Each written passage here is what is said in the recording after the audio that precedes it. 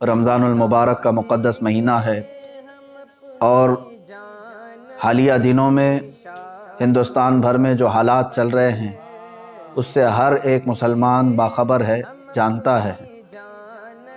آج کے حالات میں رسول پاک صلی اللہ تعالیٰ علیہ وسلم کی ذات پاک کو جس طرح سے پورے ہندوستان میں نشانہ بنایا جا رہا ہے، موضوع بحث بنایا جا رہا ہے، ہمارے دل چھلنی ہیں، زخمی ہیں۔ یہ ایک الگ میٹر ہے، لیکن آج میں آپ کے سامنے حاضر ہوں خاص ایک بات کا ذکر کرنے کے لیے۔ میرے عزیز چاہنے والے بہت سارے ہزاروں کی تعداد میں نوجوان اور علماء، ایک سلسلہ چل پڑا ہے ابھی فی الحال سوشل میڈیا پر، خاص طور پر مجھے لے کر کے مباہلے کا چیلنج دے دیا مفتی سلمان اظہری نے، کفر کی دھرتی کو ہلا دیا، فلاں فلاں میسیجز بہت گردش کر رہے ہیں۔ اے میرے عزیزو، میں آپ کو اس بات کا کھل کر کے اظہار کرنا چاہتا ہوں کہ مجھ جیسے ایک کمتر طالب علم نے کون سا کمال کر دیا ہے۔ اس میں کوئی بڑا کمال کا کام مجھے نہیں لگتا، بلکہ رسول پاک صلی اللہ تعالیٰ علیہ وسلم کی عزت پاک بہت اعلیٰ، آپ کے نالے پاک کی غبار شریف کا بھی حق ہم ادا نہیں کر سکتے مباہلے کا چیلنج دے کر کے۔ آپ کیا سمجھتے ہیں کہ کوئی بہت بڑا تیر میں نے چلا لیا ہے؟ اس کو اتنا بڑا بنا کر کے کیوں پیش کیا جا رہا ہے؟ میرے عزیزو، ہماری زندگیاں رسول پاک صلی اللہ تعالیٰ علیہ وسلم کے نام سے وقف ہو جانی چاہیے۔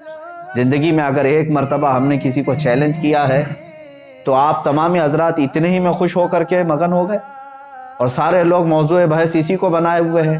ایک بہت بڑا کام کر دیا۔ اسی لیے میں اپنے چاہنے والے تمام ہی نوجوانوں سے گزارش کروں گا، چھوڑ دو اس بحث کو، کوئی بھی میری تعریف آج سے ہرگز نہ کرے۔ بہت سارے نوجوان آج اسی کام میں مصروف ہو گئے ہیں، سوشل میڈیا پہ سٹیٹس رکھنا، ڈی پیاں رکھنا، میرے نام کی، میرے تصویر کی، اور پھر الگ الگ القابات اس میں لگانا، امیر کا، قائد کا، اور نہ جانے کیا کیا القابات۔ مجھے شرم آتی ہے، آج مجھے افسوس ہے اس بات میں کہ اے نوجوانوں، تمہاری غیرت کب جاگے گی؟ جس ملک میں رسول پاک کو گالیاں دی جا رہی ہیں، ان کے دربار کے ایک کتے کو تم اتنی بڑی عزت سے دیکھنا چاہتے ہو؟ میں ہرگز اس چیز سے پسند نہیں کرتا، نہ میرے نام کے نعرے لگائے جائیں، نہ ہی میرے نام کے ساتھ کوئی لقب لگایا جائے۔ میں نے ہرگز ناموری کے لیے نہیں کیا ہے۔ اے نوجوانوں، میرے نام کو ہٹا دو، اور یہ سوشل میڈیا پر بحث بازی کرنا، میرے متعلق میری تعریف میں میری حمایت، جو تنقید کر رہے ہیں ان کو ہزاروں سلام، یقیناً میں تنقید کے قابل ہوں۔ جو علماء میرے متعلق قدغن لگا رہے ہیں ان کو ہزاروں سلام، وہ میری غلطیوں کو صحیح کرنے کی کوشش کر رہے ہوں گے، لیکن مجھے ڈر تعریف کرنے والوں سے۔ یہ سب موو ہو گئے رسول پاک صلی اللہ تعالیٰ علیہ وسلم کی تعریف کو چھوڑ کر کے تم ایک ادنا طالب علم کی تعریف میں لگ گئے ہو۔ میری تعریف بند کرو، میرے نام سے ڈی پیاں رکھنا اور سٹیٹس رکھنا بند کرو۔ نوجوانوں، میں تم سب سے گزارش کروں گا، یہ وقت ہے تمہارا رسول پاک صلی اللہ علیہ وسلم کی عزت کے دفاع میں گزارنے کا۔ کیا ہی اچھا ہوتا کہ میرے نبی کی عظمتیں تم بیان کرتے اور لوگوں کو میرے رسول پاک صلی اللہ تعالیٰ علیہ وسلم کے اخلاق کریمانہ بتاتے۔ تم آج یہ سوچ رہے ہو کہ ہم نے ایک کافر، پاکھنڈی اور ذلیل کتے کو حقانیت ظاہر کرنے کے لیے موبائلے کا چیلنج کیا تو ایک بہت بڑا کمال کر دیا۔ میرے متعلق یہ کہا جا رہا ہے ان کی جرأت کو سلام، ان کی بہادری کو سلام۔ کون سی جرأت ہے، کون سی بہادری ہے؟ یہ ہر عاشق رسول، ہر مومن کا فرض تھا۔ میرے عزیزوں، میں نے کوئی کمال کا کام نہیں کیا ہے۔ رسول پاک صلی اللہ تعالیٰ علیہ وسلم کی اس زندگی پاک کے بعد جس رسول نے راتوں میں رو رو کر کے ہم غریبوں کو یاد کیا ہو، کیا ان کی آنسوؤں کے ایک قطرے کا حق ادا کر سکتے ہو؟ اے مسلمانوں، رسول پاک صلی اللہ تعالیٰ علیہ وسلم نے جو ہمارے ساتھ محبت فرمائی، بلکہ ماں عائشہ صدیقہ رضی اللہ تعالیٰ عنہ فرماتی ہیں، بجلیاں گرجتی اور ابر آلود ہو جاتا آسمان تو میرے آقا باہر نکل آتے گھر سے اور استغفار کرتے اور یوں عرض کرتے کہ مولا، یہ بجلیاں کہیں میری امت پر عذاب بن کر نازل نہ ہو جائے۔ اور حضور اکرم صلی اللہ تعالیٰ علیہ وسلم استغفار فرماتے، جب بجلیاں ہٹ جاتی تو پھر آپ گھر میں تشریف لاتے۔ آپ اندازہ کرو، ماں عائشہ فرماتی ہیں کہ رسول پاک صلی اللہ علیہ وسلم ہمیشہ ابر کو دیکھ کر، بجلیوں کو دیکھ کر کیوں گھبراتے؟ حضور اکرم صلی اللہ تعالیٰ علیہ وسلم فرماتے ہیں پچھلی امتوں پر جب عذاب آتا تھا تو پہلے آسمان اسی طرح ابر آلود ہوتا، بجلیاں آتی اور پھر ان پر ہلاکت کے بادل برس جاتے تھے۔ مجھے ڈر ہے کہ میری امت پر کہیں اس طرح کے عذابات نہ آ جائیں۔ جو نہ بھولا ہم غریبوں کو رضا۔ اے امت کے غیور نوجوانوں، آج میرے جذبات بے قابو ہیں۔ ہند کی اس سرزمین پر ہم چھوٹی چھوٹی سی باتوں کو لے کر کے یہیں پر تعریف کے پل باندھنے لگ گئے۔ رسول پاک صلی اللہ تعالیٰ علیہ وسلم کی امت سے جو محبت ہے اس کا ایک ذرہ بھی ہم ادا نہیں کر سکتے۔ ہم جیسے لاکھوں کا سر بھی کٹ جائے تو رسول پاک صلی اللہ تعالیٰ علیہ وسلم کے نالین پاک کا بھی حق ادا نہیں کر سکتے۔ میرے عزیزو، مصطفیٰ کریم صلی اللہ تعالیٰ علیہ وسلم اپنے آخری وقت میں بھی جس دن حضور کا وصال ہوا اس دن بھی اپنی امت کی خیر کے لیے دعا فرمائی، اپنی امت کی خیر کے لیے دعا فرمائی کہ اے رب ذوالجلال، جو سکرات کی تکلیف ہے وہ میری امت پر نہ آئے۔ اور جو رسول پاک صلی اللہ تعالیٰ علیہ وسلم قبر انور میں سونے کے وقت بھی اپنی غریب امت کو یاد فرمائیں، معراج کے سفر میں اپنی غریب امت کو یاد فرمائیں۔ اب مجھے بتاؤ کہ ہم نے رسول پاک صلی اللہ تعالیٰ علیہ وسلم کا کون سا حق ادا کیا؟ اے میرے عزیزو، آج کلیجہ منہ کو آتا ہے، دل چھلنی چھلنی ہے، اس لیے کہ میں تاریخ پڑھ کر کے دیکھا حضور پاک صلی اللہ تعالیٰ علیہ وسلم کو مکہ والوں نے ستایا بہت ہے اور پریشان بھی بہت کیا ہے۔ حضور اکرم صلی اللہ تعالیٰ علیہ وسلم کا سوشل بائیکاٹ بھی کیا ہے، ان کے صحابہ کے ساتھ ظلم و ستم بھی کیا ہے۔ لیکن ایک بات یاد رکھنا، ان کے دشمنوں میں ابو جہل بھی کھڑا تھا، ابو لہب بھی کھڑا تھا، عتبہ و شیبہ بھی کھڑے تھے۔ پوری تاریخ اسلام کی کتابیں اٹھا کر کے دیکھ لینا، ان ظالموں نے حضور کے ساتھ دشمنی تو کی، لیکن اس ہندوستان کے پاکھنڈی کی طرح میرے نبی کو اتنی گندی گالیاں کبھی نہیں دی تھی۔ حضور پاک صلی اللہ تعالیٰ علیہ وسلم کے اخلاق پر کسی نے انگلی نہیں اٹھائی۔ کسی نے رسول پاک صلی اللہ علیہ وسلم کو یہ نہیں کہا تھا آج تک کہ وہ عورتوں کی دلالی کرتے تھے، کبھی نہیں۔ آج جس منزل پہ ہم پہنچے ہوئے ہیں، مکہ کے ان کے جانی دشمنوں نے بھی یہ جملے استعمال نہیں کیے تھے۔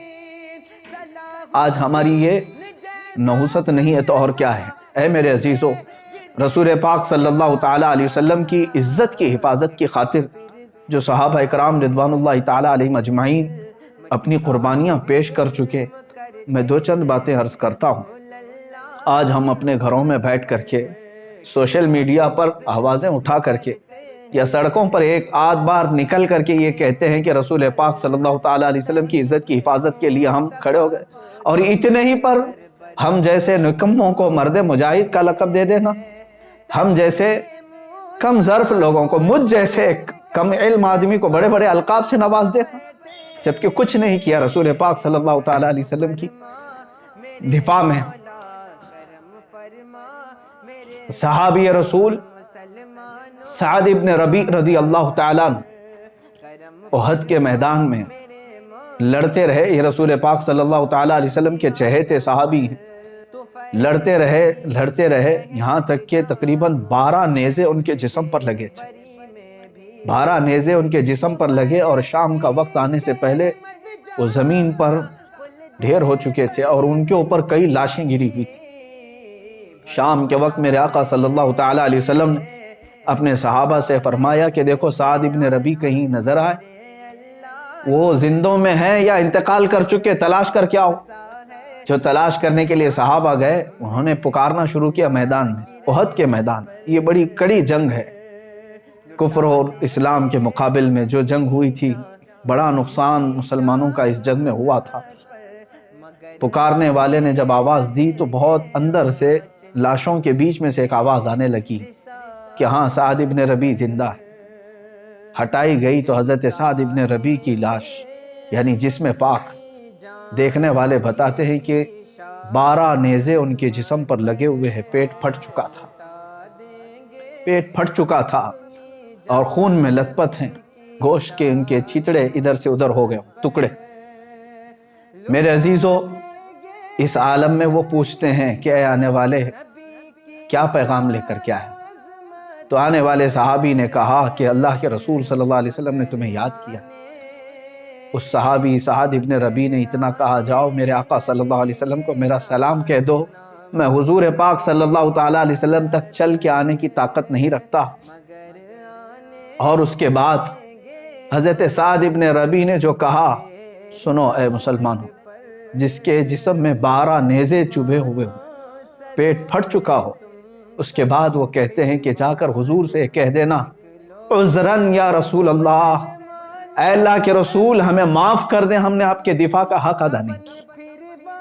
جس کا جسم چھلنی ہو گیا ہو اور ٹکڑوں میں آ گئے ہوں، وہ جب یہ کہہ رہے ہوں کہ اے اللہ کے رسول ہم نے آپ کی دفاع کا حق ادا نہیں کیا، ہم گھر بیٹھے سوشل میڈیا سے اگر تھوڑی باتیں کہہ دیں، آواز اٹھا دیں اور اسی پر اتنے بڑے بڑے القاب، یہ ناانصافی ہے میرے عزیزوں۔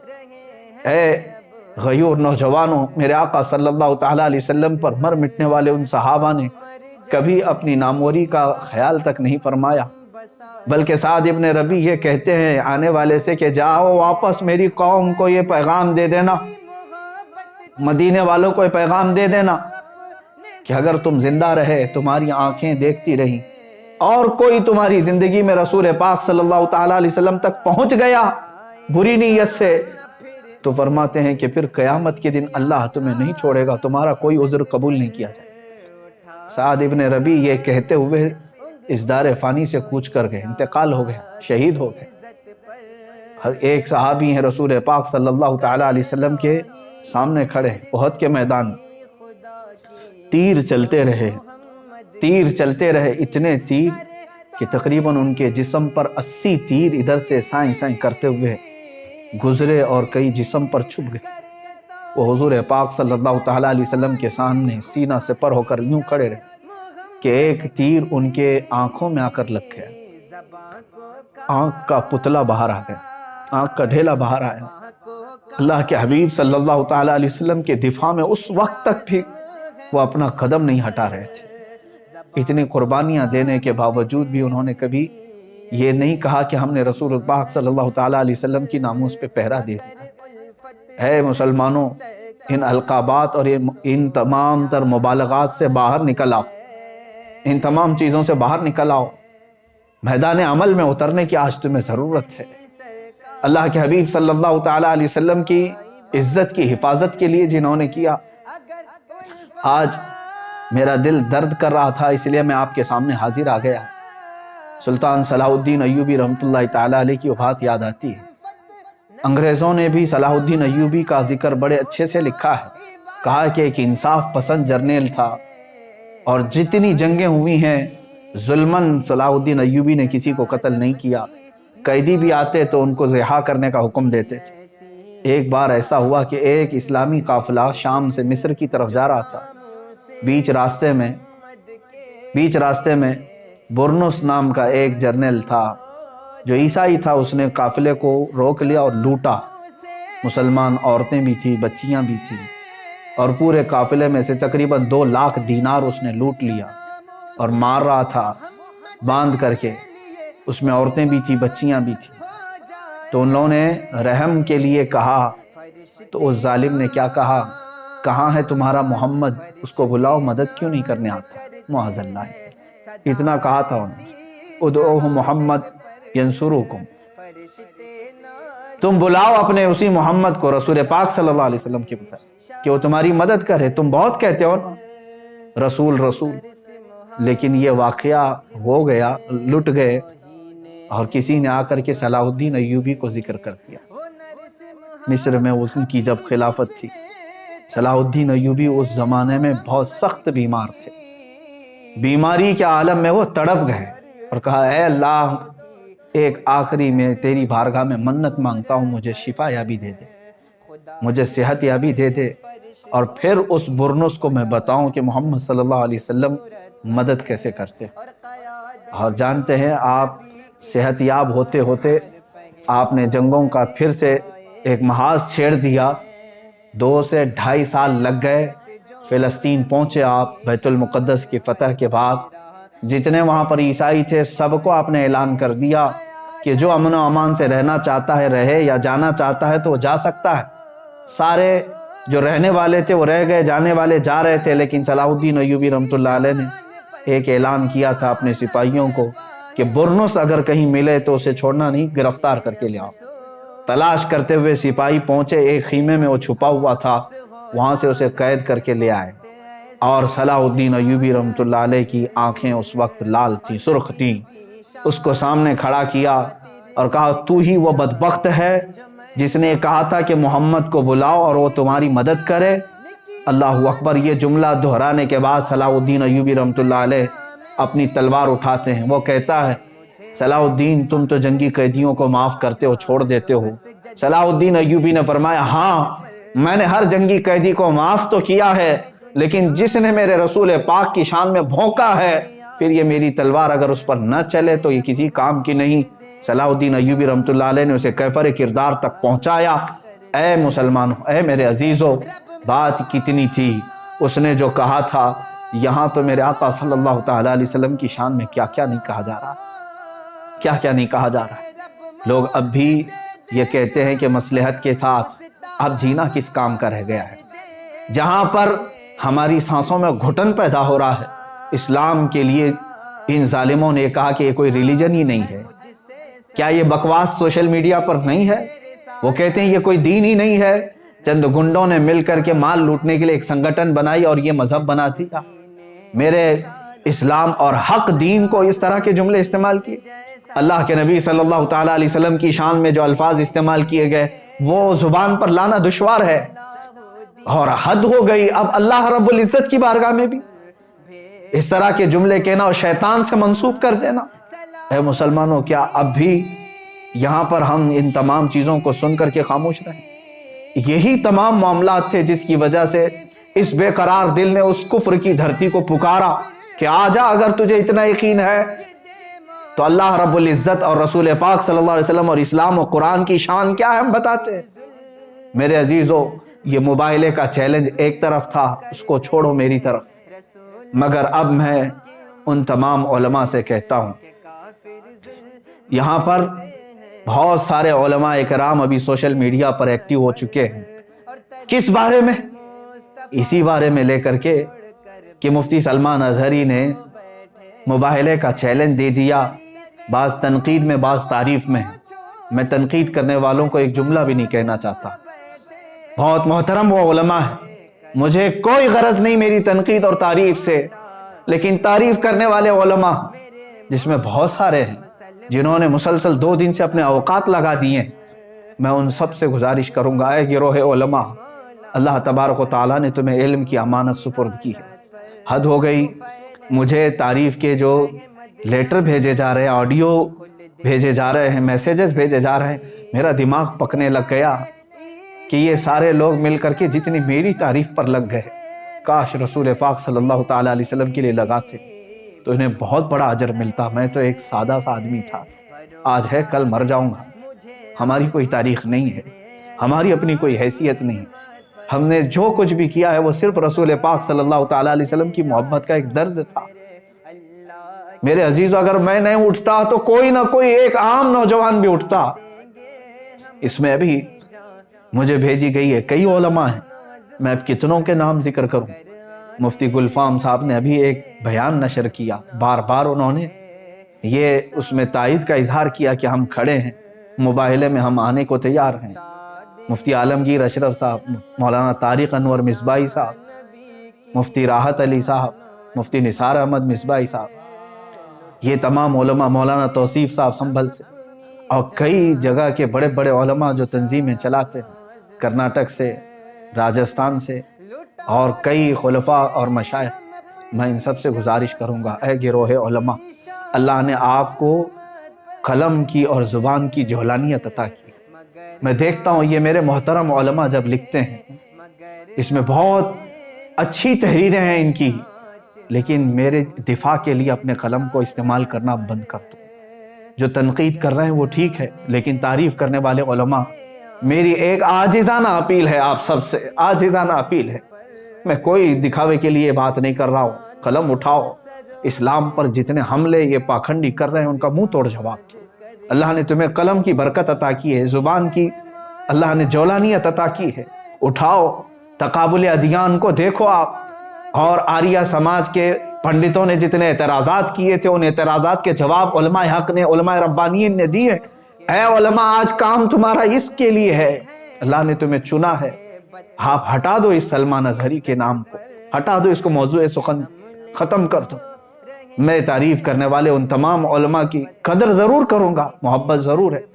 یہ جتنے میسیجز کر رہے ہیں، آڈیو بھیج رہے ہیں یا تحریریں بھیج رہے ہیں، یہ تمام کی ضرورت قطعاً نہیں ہے، قطعاً نہیں ہے۔ میں سب سے کہتا ہوں کہ لگ جاؤ دین اسلام کی حمایت کے لیے اور رسول پاک صلی اللہ تعالیٰ علیہ وسلم کی عظمت و شان بیان کرنے کے لیے۔ آپ لکھو، دوسری زبانوں میں اسے ٹرانسلیٹ کیا جائے، ہندوؤں کو بھی بتایا جائے کہ اس پاکھنڈی نے جس غلیظ انداز میں اعتراضات کیے یہ جھوٹا ہے اور دنیا کا سب سے بڑا جھوٹا ہے۔ اسلام کے متعلق اور قرآن کو جس طرح دہشت گردی سے جوڑنے کی کوشش کی جا رہی، اس پر کام کریں آپ سب مل کر کے۔ جو خطبہ ہیں وہ آپ میرے دفاع میں نہ آئیں، آپ دفاع ناموس رسالت کے لیے اپنا وقت قربان کریں، رسول پاک صلی اللہ تعالیٰ علیہ وسلم کے لیے۔ اور ہر کوئی اب یہ موبائلے کے چیلنج دینے کے لیے اس کی ضرورت نہیں رہ گئی۔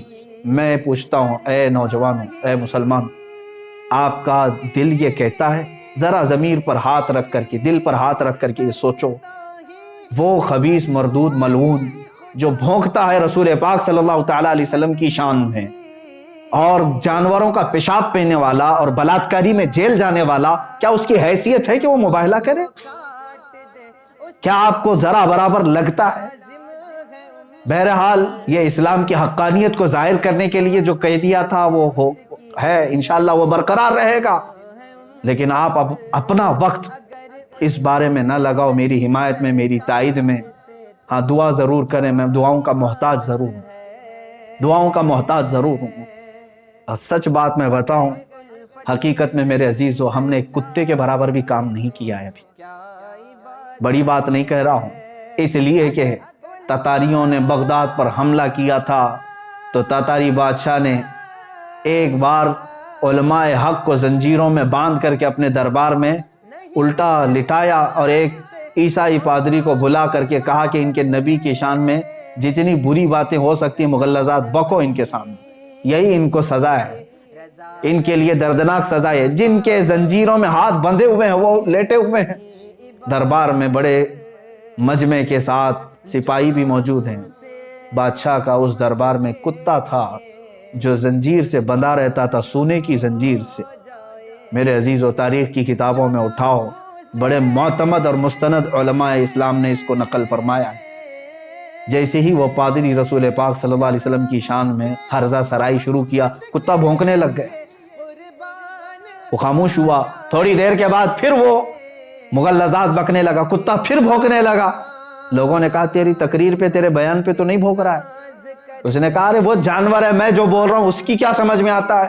تیسری بار جب پھر وہ مغلظات شروع کیا، محمد ایسے محمد ویسے معاذ اللہ رب العالمین، کتا زنجیر توڑ کر کے اچھل کر کے آیا اور دم زدن میں اس پاکھنڈی پادری کے اوپر چڑھ گیا اور اس کو دم زدن میں چیر کر رکھ دی۔ سب کے سامنے اس کتے نے اس کی زبان کو ختم ہی کر دیا، وہ مر گیا اسی جگہ پر۔ اس واقعے کو نقل کیا ہے معتمد علماء اسلام نے، اور اس کی اس بات کو دیکھ کر کے پورے مجمع میں ایسی ہیبت طاری ہو گئی، ایسی ہیبت طاری ہو گئی کہ ایک جانور ہے اور وہ گستاخی کو نہیں سنبھال سکتا، سن نہیں سکتا، برداشت نہیں کر سکتا، اور پھر ایسا حملہ کیا۔ اس مجمع کے بعد کئی لوگ دائرہ اسلام میں بھی داخل ہوئے، جو کفر و شرک کی دھرتی میں موجود تھے وہ دائرہ اسلام میں آئے۔ اسی لیے میں نے کہا کہ اس کتے کے برابر بھی کام نہیں کیا۔ میرے عزیزو، آپ سب سے میں یہی کہوں گا کہ آپ تمامی حضرات اپنے اس قیمتی وقت کو میرے دفاع میں، تائید میں، حمایت میں نہ صرف کریں۔ جو رسول پاک صلی اللہ تعالیٰ علیہ وسلم سے تھوڑی سی بھی محبت رکھتا ہے، میں ہر سنی نوجوان سے آج کہوں گا، اگر تمہیں آج کا یہ مباہلے کا چیلنج ہاٹ ٹاپک لگتا ہے، ہاٹ ایشو لگتا ہے، اور دیکھنا چاہتے ہو کہ اب کیا ہوگا، کل کیا ہوگا، انشاءاللہ العزیز 17 رمضان المبارک کو حق واضح ہو ہی جائے گا، لیکن اس سے قبل میں ہر سنی جوان سے کہوں گا کہ آ جاؤ، مصطفیٰ کریم صلی اللہ تعالیٰ علیہ وسلم کے قدموں میں تمہاری عزت ہے۔ تم نے پوری زندگی بھر نہ جانے کتنی غلامیوں کے پٹے اپنے گلے میں ڈال رکھے ہیں، تم اپنے گلوں سے ان زنجیروں کو توڑ کر کے آ نہیں پا رہے ہو۔ کتا تو سونے کی زنجیر بھی توڑ کر کے آ گیا تھا، اب ہمارے پاس جو غلامی کی زنجیریں ہیں وہ فیشن پرستی کی زنجیریں ہیں، مصلحت پسندی کی زنجیریں ہیں، گناہوں کی لت جو پڑی ہے یہ زنجیریں ہیں، بزدلانہ زنجیریں تمہارے گلوں میں پڑی ہوئی ہے، توڑ کر کے آ جاؤ۔ کون کہتا ہے کہ رسول پاک صلی اللہ تعالی علیہ وسلم کا چہرہ خراب تھا؟ تمہیں یقین نہیں ہے؟ دنیا کا سارا حسن و جمال میرے رب ذوالجلال نے میرے مصطفیٰ کو عطا کیا تھا، اس حسین رسول پاک صلی اللہ تعالی علیہ وسلم کے تم پیروکار ہو، تو پھر کیوں اس رسول پاک کے اخلاق کو اپنانے سے تم ہچکچاتے ہو؟ کیوں ڈرتے ہو؟ ہزار تانوں کو چھوڑ دو لوگ کیا کہتے ہیں، تم یہ دیکھو کہ میرے آقا کل قیامت کے دن مجھے کیا کہیں، میرا چہرہ دیکھنے کے بعد حضور صلی اللہ تعالی علیہ وسلم کیا کہیں گے؟ میں نے چہرہ یہودیوں کا بنایا، میں نے چہرہ کفار و حنود کا بنایا، اور بات کرتا ہوں رسول پاک صلی اللہ علیہ وسلم۔ اے مسلمانوں، میں آپ تمام سے یہی گزارش کروں گا کہ حضور پاک صلی اللہ تعالی علیہ وسلم کی طرف آ جاؤ، اٹھو وہ گر نہ حشر نہ ہوگا پھر کبھی، دوڑو کہ زمانہ چال اپنی چل گیا۔ اور آج میں اسی بات پر آپ سب کو یہ میسج ضرور دینا چاہوں گا، کیوں نام محمد پر مر نہ جائیں ہم عزت سے، یوں بھی تو ہمیں دنیا سے ایک دن تو جانا ہے، یوں بھی تو کسی دن ہم کو دنیا سے تو جانا ہے۔ رسول پاک صلی اللہ تعالیٰ علیہ وسلم کے ہو کر کے جائیں گے تو قیامت کے دن سر بلند رہو گے، سرخرو رہو گے۔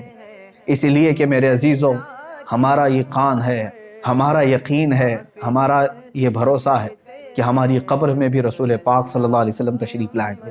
قیامت کے دن انہی کی شفاعت اور سفارش ہمارے لیے کام آئے گی، تو دنیا میں ان کے ہو جاؤ اور انہی کی طرف لو لگا لو، اور اپنا جینا مرنا رسول پاک کے لیے کر دو۔ سیدی سرکار اعلیٰ حضرت فاضل بریلوی رضی اللہ تعالیٰ عنہ نے اپنی پوری زندگی دفاع ناموس رسالت کے لیے وقف کر دی۔ ہزار ان کے زمانے میں بھی ان کو لے کر کے تنقیدیں اور تعریفیں ہوتی رہی ہوں گی، لیکن ان کی کتابوں میں مجھے بتاؤ کہاں انہوں نے اپنی تنقید کرنے والوں کے لیے کیا لکھا، تعریف کرنے والوں کے لیے کیا لکھا؟ بلکہ کہیں پر کچھ ملتا نہیں ہے۔ انہوں نے تو صرف یہ کہا ہے، کروں مدح اہل دول رضا، پڑے اس بلا میں میری بھلا، میں گدا ہوں اپنے کریم کا، میرا دین پا رہے نہ نہیں۔ انہوں نے تو زندگی بھر رسول پاک صلی اللہ تعالیٰ علیہ وسلم کے لیے قلم اٹھایا۔ میں خاص طور پر آج سوشل میڈیا پر ایکٹیو علماء کے لیے ہی سامنے آیا تھا کہ آج قوم آپ کی طرف دیکھ رہی ہے، اور آپ مجھ جیسے ایک کمتر اور چھوٹے سے طالب علم کی دفاع میں اور حمایت میں اپنے قلموں کا استعمال نہ کریں۔ حضور پاک صلی اللہ تعالیٰ علیہ وسلم کے لیے، شان اسلام کے لیے، اور کفار و مشرکین جو بھدے اعتراضات کرتے ہیں ان کا منہ توڑ دنداں شکن جواب دینے کے لیے اپنے قلم کی جولانیت کا استعمال کریں، خطبہ اپنی زبانوں کو انہی کے لیے استعمال کریں، اس لیے کہ اللہ نے یہ امانت کے طور پر آپ کو علم دیا ہے، اور آپ کو یہ علم خرچ کرنا ہی ہے رسول پاک صلی اللہ تعالیٰ علیہ وسلم کی عزت کی حفاظت کے لیے۔ اور آخر میں یہی کہوں گا، جس کو اعلیٰ حضرت رضی اللہ تعالیٰ عنہ نے بطور میسج ہمیں دیا ہے، انہیں جانا انہیں مانا، نہ رکھا غیر سے کام، للہ الحمد میں دنیا سے مسلمان گیا۔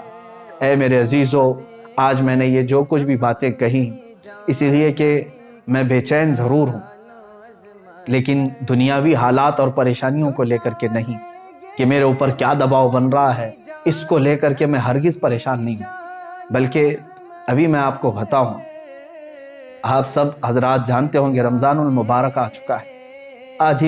کل ہی میرے پاس ایک نوجوان بچہ ہے، انجینئر بھی ہے، بیٹھے تھوڑی دیر بات کرنے کے بعد بتایا اس نے کہ پچھلے 1.5 مہینے سے وہ کھانے کو، گوشت کو ہاتھ تک نہیں لگایا، صرف اس لیے کہ جس جگہ رسول پاک صلی اللہ تعالیٰ علیہ وسلم کو گالیاں دی جا رہی اور میں نرم نرم غذائیں کھاؤں۔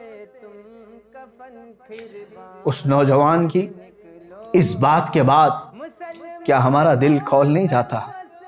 ہم بھی تو آج سارے لوگ مستیوں میں ہیں، ہمارے پاس جو کچھ بھی دیا ہوا ہے وہ رسول پاک کے نام کا ہے۔ علماء آپ سب کو معلوم ہے، مشائخ آپ سب کو معلوم ہے، ہم آج تک رسول پاک کے نام پر ہی کھا رہے ہیں، حضور پاک صلی اللہ تعالیٰ علیہ وسلم کا نام لیتے ہیں اور کھاتے ہیں۔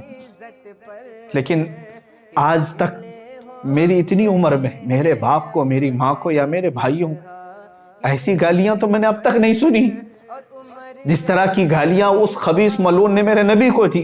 تم بتاؤ، تم اپنی زندگیوں میں، اے نوجوانوں، تمہیں ایسی گالیاں کس نے دی تھی آج تک؟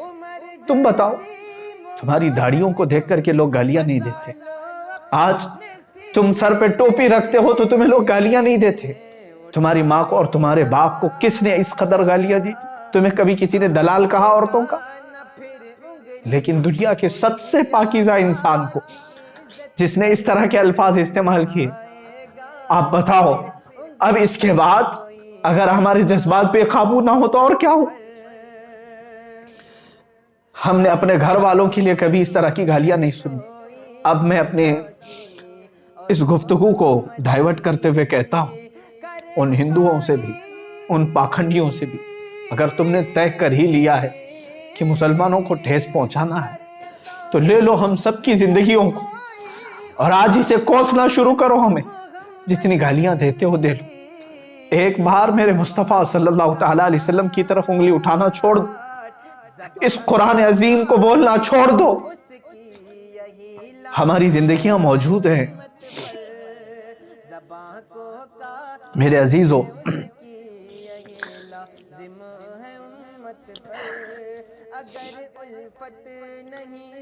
آج رمضان المبارک کی اس شب میں تعریف کے لیے نہیں عرض کرتا، روزانہ ہر رات مدینہ طیبہ سے میرے شاگرد ہیں، بچے ہیں، ایک میرا مخلص شاگرد ہے، وہاں سے فون لگاتا ہے بارگاہ مصطفیٰ میں اور گنبد خضرا کے نیچے سے ویب کانفرنسنگ کے ذریعے سے دیکھ لیتا ہوں، دل کو ٹھنڈک ہوتی ہے۔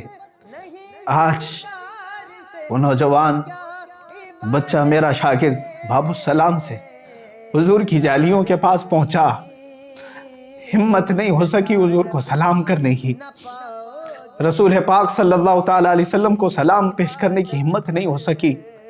اسی لیے میرے عزیزو کہ ہم جس کیفیت میں آج جی رہے ہیں، اب اس کے بعد جینے کا کوئی مطلب نہیں ہوتا۔ آپ سمجھیں، برائے کرم سمجھیں میری اس بات کو۔ یقیناً میں جذبات میں بہت کچھ کہہ رہا ہوں، لیکن اے سنی مسلمانوں بیدار ہو جاؤ، آج اپنے اتحاد کو قائم کرو، صرف نام رسول پر علماء بیان بازیاں بند کریں اور میرے مصطفیٰ کے نام پر ایک بار جمع ہو جاؤ، اور رسول پاک صلی اللہ تعالیٰ علیہ وسلم کی مدد ضرور آئے گی۔